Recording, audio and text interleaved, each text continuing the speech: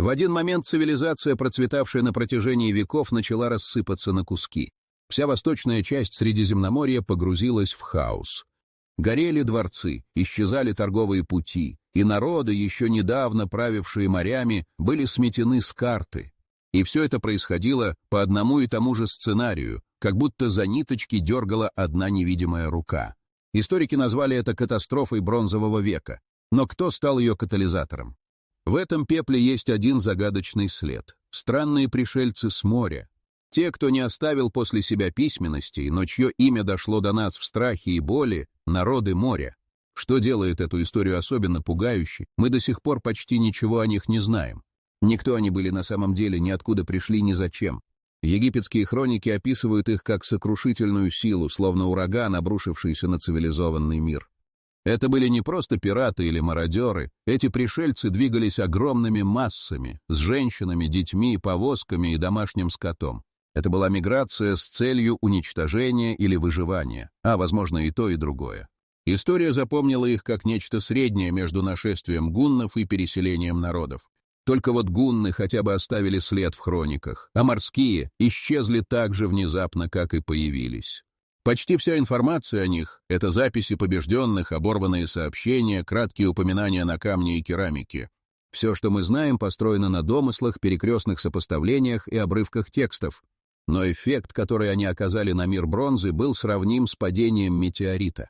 Почему же они стали такими разрушительными? Вероятно, они были не единым народом, а коалицией. Их оружие было простым, но смертоносным. Их корабли быстроходными. А главное, они появлялись там, где никто их не ждал. Их вторжения были не точечными, а волнами, ломавшими сопротивление государств, еще недавно считавшихся несокрушимыми. И именно их удар стал спусковым крючком конца целой эпохи. А самое интересное начинается тогда, когда мы попробуем понять, откуда взялось это название «Народы моря». Ведь, как выяснится дальше, даже само имя — это не меньший ребус, чем те, кто его носил. Мы называем их «народы моря», но сами они никогда так себя не называли. Более того, ни одно из предполагаемых племен, входивших в эту загадочную коалицию, не оставило после себя ни одного письменного свидетельства. Все сведения исключительно со стороны тех, кто с ними столкнулся, в первую очередь египтян. Термин «народы моря» происходит из египетских текстов времен Нового Царства. В этих хрониках упоминается не один, а сразу несколько племен, пришедших с моря. Египетские жрецы, писцы и фараоны называли их не единым именем, а перечисляли поштучно: Шардана, Шекелеш, Пелесты, Тереш, Даниен, Лукийцы, Уэшиш и другие. Что объединяло их — это направление вторжения. Все они пришли с морской стороны, с западных рубежей, и поэтому были объединены под общим определением тех, кто с моря. Египетская терминология подразумевала, что это не единый этнос и не одно племя, а скорее временный альянс. Притом очень разнородный, у одних были колесницы, у других только пехота. Кто-то пришел как переселенец с семьями, кто-то как профессиональный воин. Некоторые позже даже оказались на службе у египтян, то есть враги могли стать телохранителями фараона, если пережили первую атаку. Кроме египтян встречаются и другие источники — хеттские, угаритские, кипрские.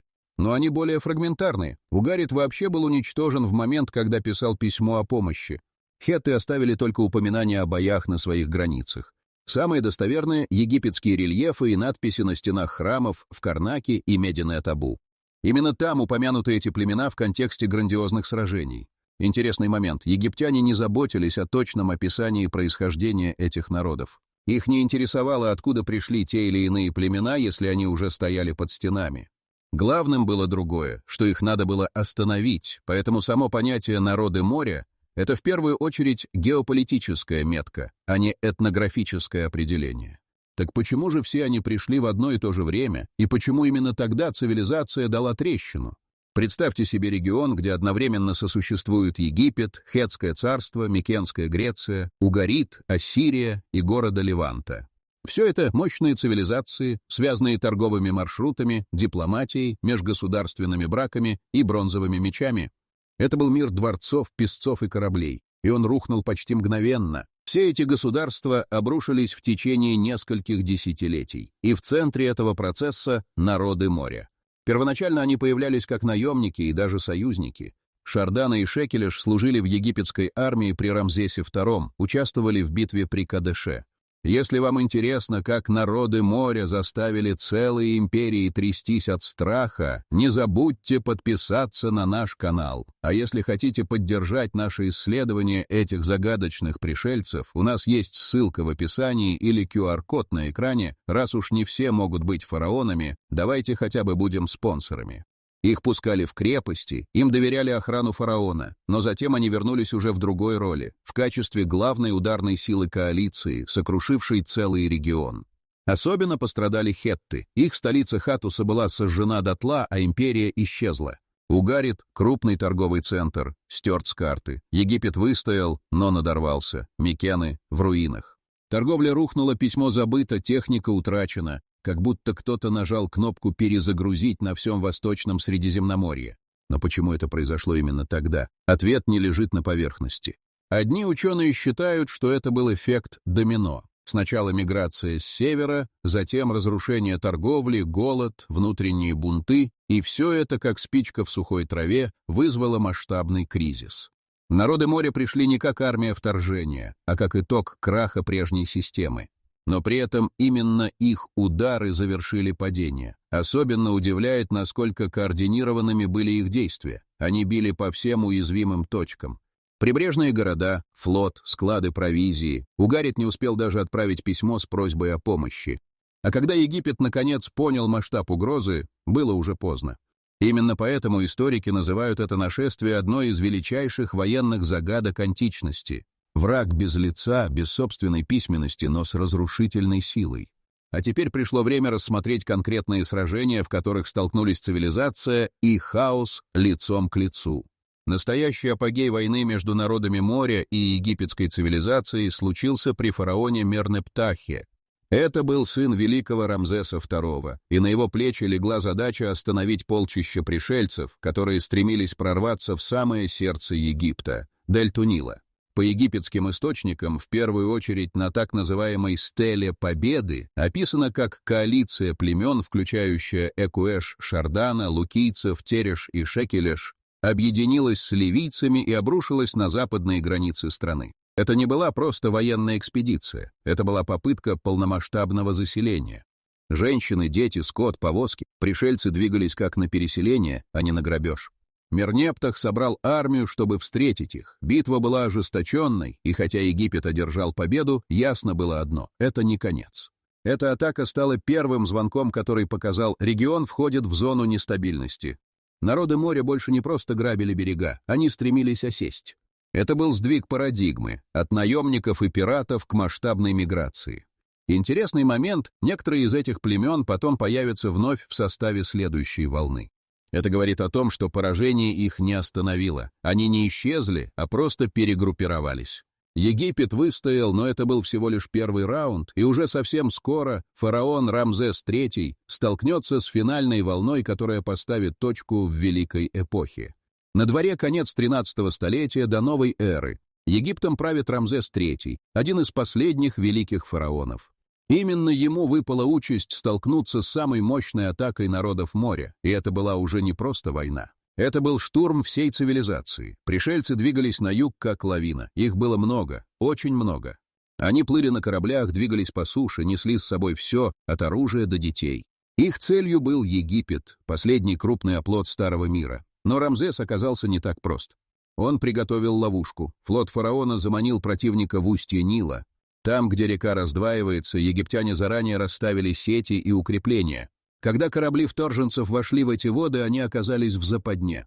Их суда застряли, а с берегов по ним били лучники. Египтяне использовали местность как оружие, и это сработало. Это сражение описано на стенах храма в Мединет-Абу. Там изображены сцены морской битвы, солдаты в шлемах с перьями, лодки, переполненные воинами. Враг был разбит, но не уничтожен полностью. Некоторые племена осели в Ханаане, некоторые растворились в местных культурах. Египет же выжил, но потерял былую силу. Эта победа стала пирровой. Рамзес спас страну, но ресурсы были исчерпаны. Египет утратил свои заморские владения, торговля обрушилась, а фараоны утратили контроль над большей частью региона. Последний барьер цивилизации устоял, но трещины уже были необратимыми. Теперь самое время заглянуть в другую точку, на север, туда, где одна табличка стала символом обреченности целой цивилизации. Представьте, что вы царь великого прибрежного города. Ваши порты гудят от кораблей, склады полны товаров, а письмо, которое вы пишете, обращено к союзнику с просьбой спасти вас от врага, уже вошедшего в гавань. Но вы не успеваете его отправить. Это письмо находят археологи спустя тысячелетия в печи для обжига глины.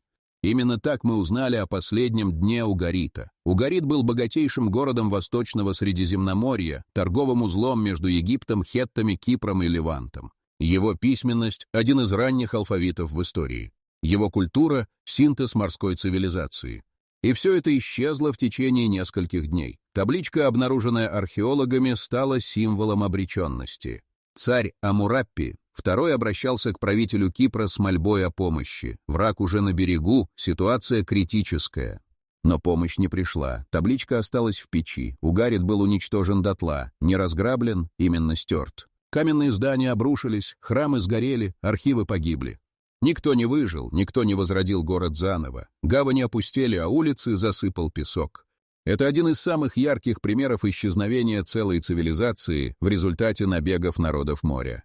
По раскопкам мы знаем, что город не был готов к обороне. Археологи не нашли следов срочной мобилизации, экстренной подготовки, оборонительных рвов. Видимо, удар был внезапным, и в этом самое страшное. Даже такой город, как Угарит, с союзами, флотом, торговлей и деньгами оказался полностью уязвим. Падение Угарита стало шоком для всего региона. Торговые пути в Левант были перерезаны. Множество городов потеряли свои связи и ресурсы. Цивилизация начала рассыпаться, как карточный домик. А на очереди была следующая жертва, величайшая из держав Северной Анатолии. Хеттская империя считалась одной из 3 сверхдержав того времени. Ее армия успешно воевала с Египтом, ее послы переписывались с царями Месопотамии, ее влияние простиралось от Черного моря до Сирии.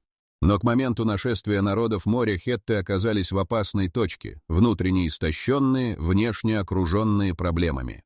Последний известный великий царь хеттов – Супилулиума II. Он провел ряд завоевательных кампаний на Кипре, в Леванте, против ассирийцев, возможно, слишком много. Его армия была растянута, ресурсы на исходе, а внутренняя бюрократия уже не справлялась с кризисами. Когда в регион начали стекаться волны пришельцев, хетты не смогли организовать ни достойную оборону, ни эвакуацию, ни мобилизацию союзников. Цари соседних регионов, таких как Ханаан, просили хеттов о помощи.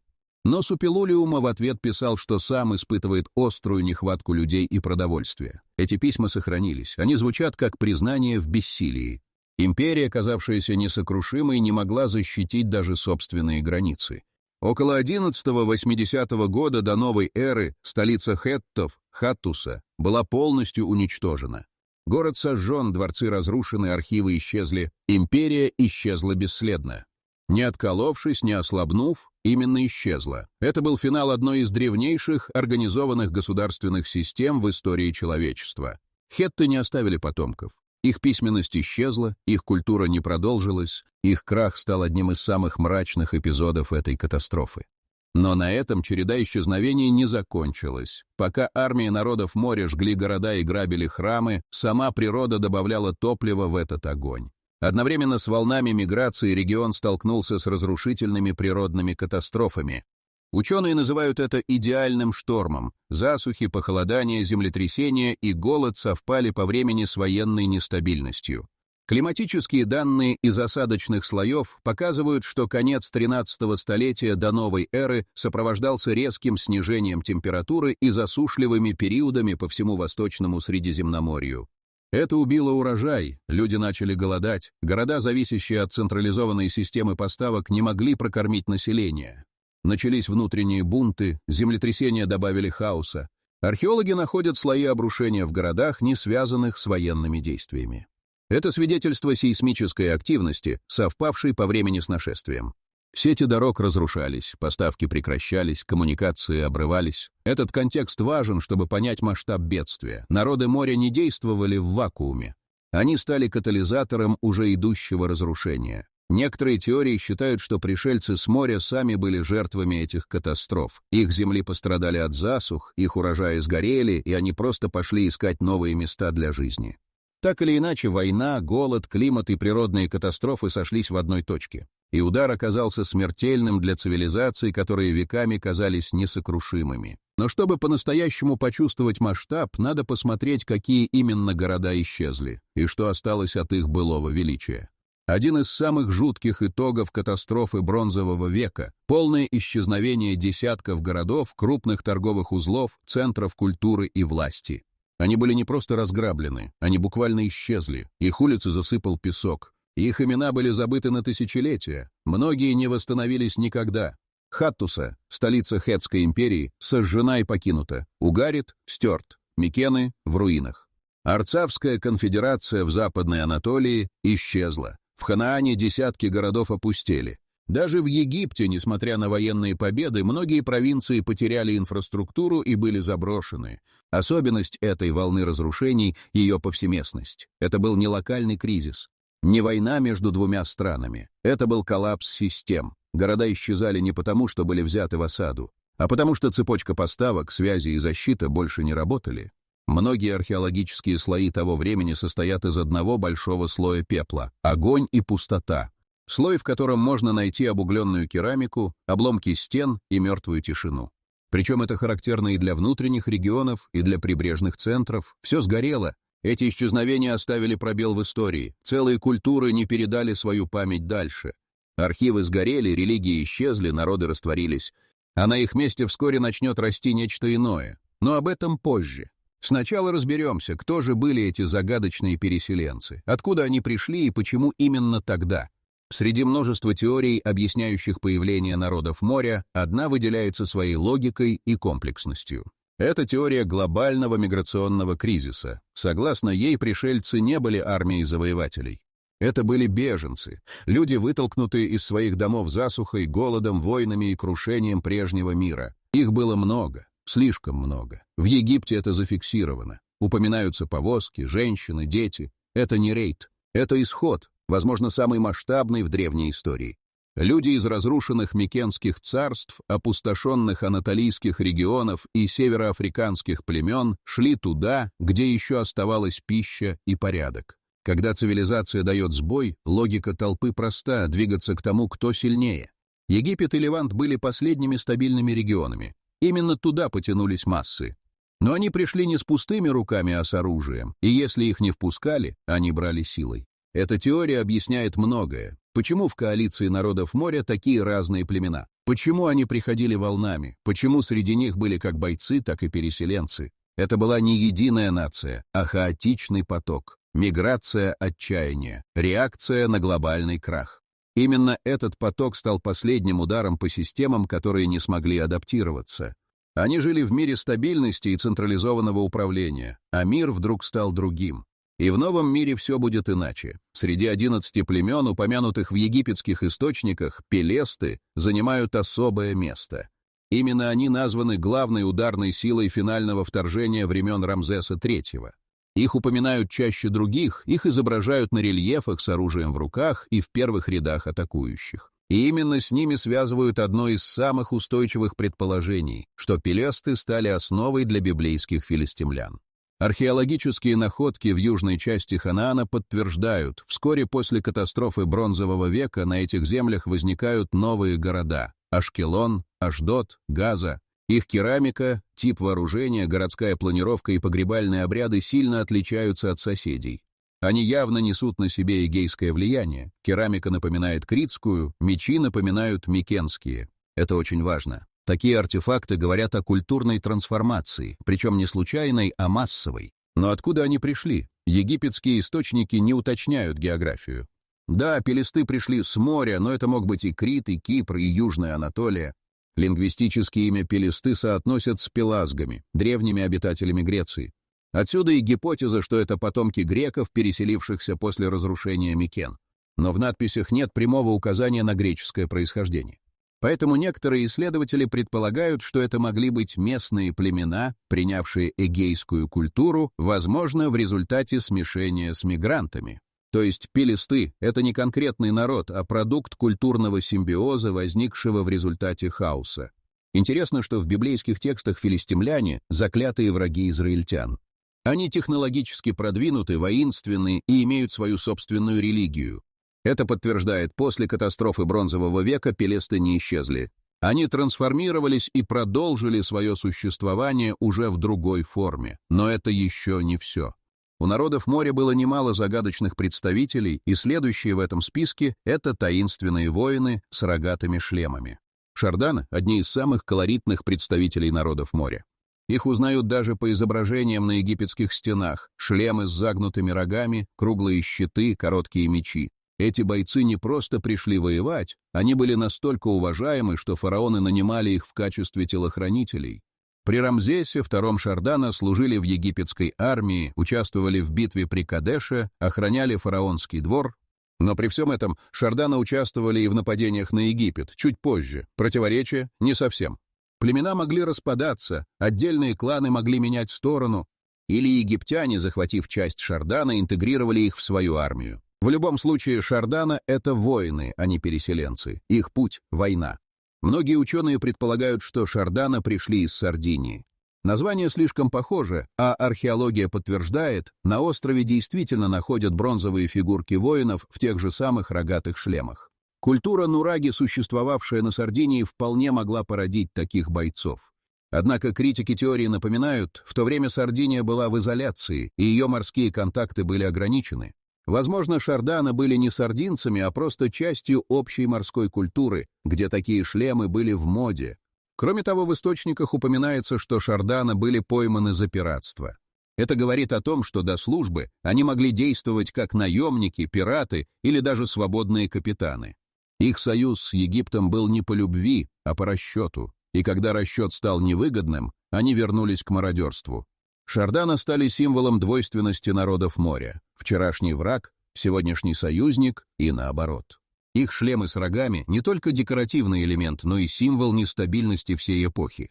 А теперь обратим внимание на еще одну группу, куда более конкретную и привязанную к географии — лукийцев. Лукийцы — одна из немногих групп народов моря, чья идентификация почти не вызывает споров. В отличие от загадочных пелестов или эфемерных уэшиш, лукийцев упоминают и египтяне, и хетты. Это жители юго-западной Анатолии, региона, который позже станет известен как Ликия. Их порты, их корабли, их города — все указывает на то, что они были активными мореплавателями и участниками международной торговли. До катастрофы Бронзового века лукийцы фигурируют в хеттских текстах как беспокойные соседи. Их обвиняли в пиратстве, в нападениях на прибрежные города, в нарушении границ. То есть они были угрозой еще до прихода народов моря. И когда начался массовый кризис, они быстро встроились в общую коалицию. Египетские источники указывают лукийцев среди участников атак. Они были частью коалиции, вторгшейся в дельту Нила. Но в отличие от других, лукийцы вряд ли двигались с повозками и семьями. Все указывает на то, что это были опытные бойцы. Возможно, не столько переселенцы, сколько военная сила, действующая по найму или по собственной инициативе. Что интересно, в археологических слоях Ликии нет следов полного разрушения. Это может означать, что лукийцы не стали жертвами катастрофы. Возможно, они даже выиграли от нее. Если все Средиземноморье погружалось в хаос, лукийцы могли использовать это как шанс для экспансии и укрепления. Таким образом, лукийцы — это пример того, как народы моря не всегда были разрушителями. Иногда они были прагматичными игроками, действующими по ситуации.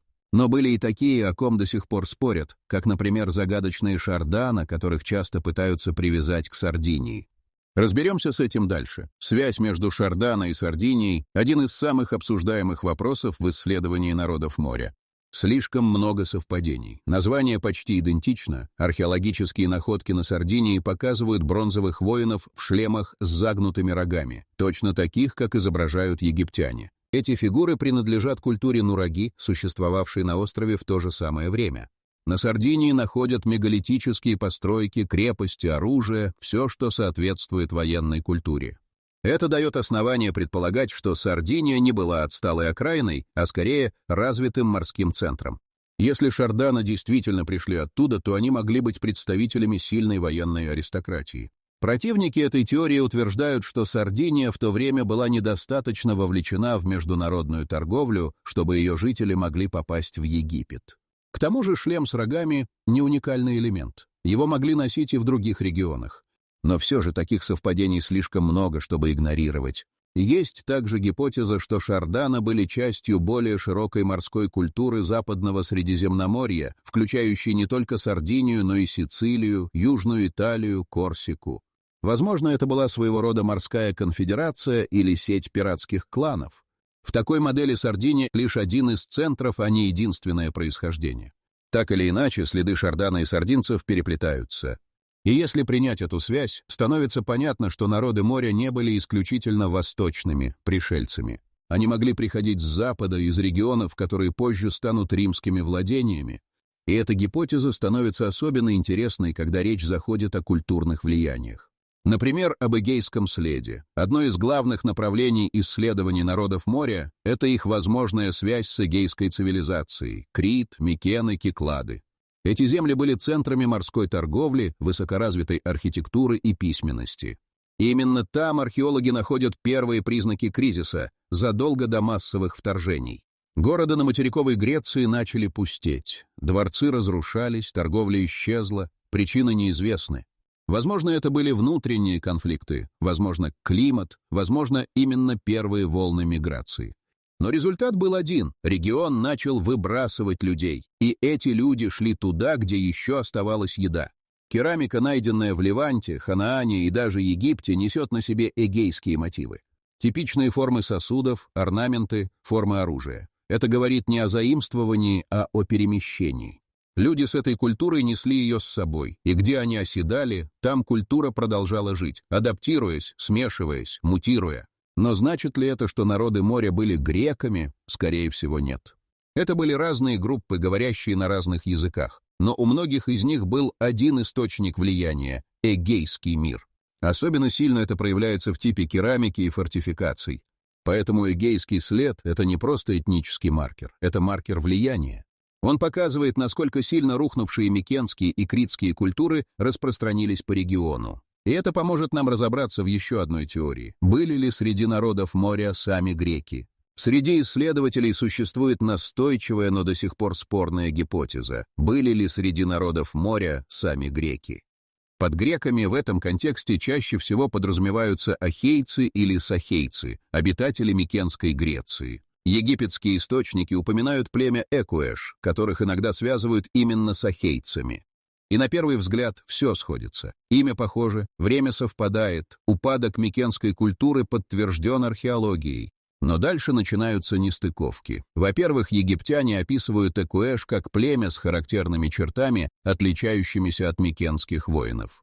Например, они упоминаются как обрезанные, что совершенно не характерно для греков того времени. Во-вторых, тип вооружения и судов у Экуэш в египетских рельефах не вполне соответствует микенскому стилю. Это уже серьезная загвоздка. Сторонники греческой теории утверждают, это были все-таки греки, но не из самих Микен, а, возможно, из колоний или родственных групп, уже утративших частично свою идентичность. Или же это могли быть отступники, беженцы, потерявшие социальный статус и пошедшие на службу в качестве наемников. Таких в эпоху общего кризиса было немало. Противники гипотезы настаивают, что имя не аргумент. Фонетическое сходство ничего не доказывает. Более того, термин «ахейцы» вообще относителен. Греки сами называли себя разными именами в разные эпохи. А египетские писцы могли просто записывать звучание так, как его слышали, не придавая значения точности. Но одно ясно точно – культура народов моря во многом носила эгейский характер. Будь то сами греки или их соседи, они переняли форму керамики, вооружения и даже планировку поселений. Так что если среди этих племен не было прямых потомков Микен, то были те, кто с ними жил по соседству и много у них заимствовал. И чем дальше мы копаем, тем больше сталкиваемся с племенами, которые словно появляются из тумана, вроде тех, кого египтяне записали, но ни один археолог до сих пор не нашел. Некоторые народы моря остаются в списках египетских текстов, но вне поля зрения археологов. Это Чекер, Уэшиш, Даниен, племена-призраки. О них почти ничего не известно, кроме того, что они участвовали в сражениях. Нет точных географических привязок, нет характерных находок, нет связей с известными регионами. Эти племена — фантомы. Чекер иногда связывают с городом Дор на побережье Ханаана.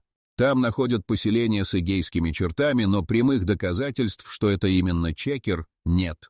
То же самое и с Уэшиш. Им вообще не удалось приписать ни одного достоверного следа. Они не упоминаются больше нигде, кроме египетских стел. Кто они были? Откуда пришли? Растворились ли в других культурах после поражения? Мы не знаем. Похожая история с Даниэн. Их иногда связывают с донайцами, гомеровскими греками, а иногда с анатолийскими племенами из района будущей Киликии. Но если бы они были греками, мы бы нашли больше археологических свидетельств. А если это были анатолийцы, почему тогда их имя больше нигде не встречается? Сложность в том, что египетские источники — это взгляд извне. Писцы записывали то, что слышали от разведчиков, купцов, военных. Иногда имена искажались. Иногда одни и те же племена назывались по-разному в зависимости от обстоятельств. Возможно, Чекер и Уэшиш — это просто альтернативные названия для других, более известных групп. И все же эти фантомы говорят нам о главном. Мы имеем дело не с централизованной армией, а с рыхлой, постоянно меняющейся коалицией. Одни племена появлялись, другие исчезали. Это была миграция, в которой участвуют десятки народов. Некоторые из них пережили катастрофу, некоторые канули в лету. И вместе с ними исчезла и вся эпоха, которую мы сегодня называем бронзовой. Катастрофа бронзового века — это не просто ряд военных кампаний, это перелом всей исторической парадигмы. До вторжения народов моря существовал централизованный дворцовый мир. Империи, управляемые царями-жрецами, с административной машиной, письмом, торговыми соглашениями, дипломатией и архитектурой.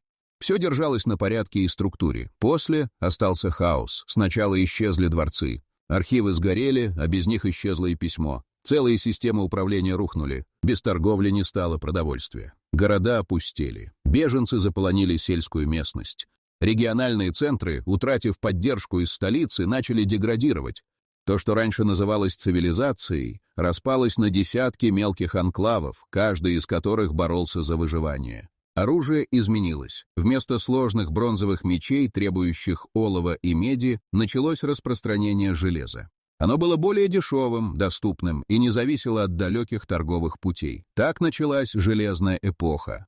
Политика тоже изменилась. Вместо империи возникли полисы, маленькие города-государства, строящие власть снизу. Религия перестроилась под новые реалии. Технологии пришлось переизобретать заново. Люди, выжившие в этом коллапсе, стали основой нового мира. Того самого, который потом породит греков, евреев, финикийцев и, в конечном счете, римлян. Народы моря не просто разрушили старый порядок, они сломали саму модель развития, которая доминировала веками. И хотя сами они растворились, их следы навсегда остались в новых формах общества. Но не все разрушенные государства исчезли. Одно из них, Египет, выстоял, хотя и очень большой ценой. На фоне полного краха хеттов, Угарита, Микен и других центров бронзового мира Египет кажется аномалией. Он пережил все волны нашествий, устоял в ключевых битвах, сохранил письменность, центральную власть и военную структуру. Но этот успех был далеко не полной победой. Фараон Рамзес III отбил последнее крупное вторжение народов моря, использовав хитрость и превосходство в обороне. Но ресурсы были истощены, храмы опустели, экономика ослабла. Египет потерял контроль над восточными провинциями, перестал быть морской державой и сосредоточился на внутренней стабильности. Символом этой победы стали рельефы храма в Мединет-Абу. Именно там запечатлены сцены морской битвы, побежденные воины с экзотическими шлемами, повозки с детьми. Это был конец старой эпохи. Египет смог выжить, но уже никогда не восстановился в прежней силе. После Рамзеса III начался упадок. Власть фараонов стала формальной, религиозная система перегруженной, а армия слабой. Египет уже не был империей. Он стал региональной державой, избежавшей полного коллапса, но упустившей шанс на лидерство в новом мире. И все же именно благодаря египетским источникам мы сегодня знаем о народах моря. Без них мы имели бы только археологические руины. Их хроники стали окном в эпоху, где исчезало все. Египет выжил, чтобы рассказать нам эту историю. Но кому он ее рассказывал? Кто пришел после? Когда буря утихла, и народы моря исчезли так же таинственно, как и появились, на пепелище старых империй начали прорастать новые культуры. Те, кто пережил катастрофу, стали строить мир с чистого листа. Евреи, греки, финикийцы, персы — все они появились или утвердились после краха бронзового века. Народы моря не оставили потомков в привычном смысле. Они не стали династиями или нациями. Но они сыграли роль катализатора. С их приходом завершилась одна эра и началась другая. Без них не было бы великой пересборки Средиземноморья. Их наследие — это города, построенные заново. Новые стили керамики, новые формы правления, новые мифы. Даже в Библии филистимляне, потомки пелестов, становятся частью большого нарратива. Их военные технологии, судостроение, морская мобильность — все это повлияло на следующий виток развития региона. А может, это и есть главный смысл их появления — быть бурей, за которой начинается рост. Они не стремились оставить след, но их присутствие оказалось незабываемым. И сегодня, глядя на карты древности, мы видим не только руины, мы видим волну, прошедшую сквозь историю. Волну, имя которой — народы моря. На Крите в тысячах лет назад существовала цивилизация, оставившая после себя загадочные руины и мифы, обросшие тайнами.